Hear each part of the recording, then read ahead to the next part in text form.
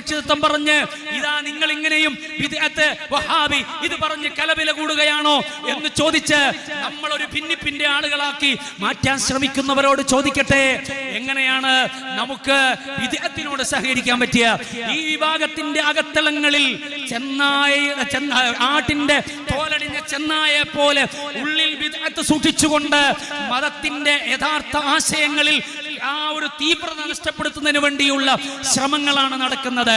അത്തരം ആളുകൾക്ക് എങ്ങനെയാണ് ബിദ്അത്തിനോട് സഹകരിക്കാൻ കഴിയുക? മതമാണ് താല്പര്യമെങ്കിൽ, യഥാർത്ഥ സമുദായത്തിന്റെ നിലനിൽപ്പാണ് താല്പര്യമെങ്കിൽ കഴിയില്ല. നമ്മുടെ പാരമ്പര്യം സിദ്ദീഖ് തങ്ങളുടേതാണ്. ആ സിദ്ദീഖ് തങ്ങളെ മുന്നിൽ അതേ ആധുനിക മോഡിക്ക് സമാനമായ മുസൈലിമത്തുൽ കദ്ദാബ് സർവ്വ ആയുധവും എടുത്ത് സൈന്യത്തെ ഒരുക്കി അപ്പുറത്തു നിർത്തുമ്പോ മതത്തിന്റെ അകത്തുനിന്ന് സക്കാത്ത് തരില്ല എന്ന് പറഞ്ഞ് നിഷേധത്തിന്റെ വാദവുമായി പുതിയ വാദവുമായി കടന്നു വന്നപ്പോ ഉമർ തങ്ങൾ ചോദിച്ചു, സിദ്ദീഖ് തങ്ങളെ നമ്മൾ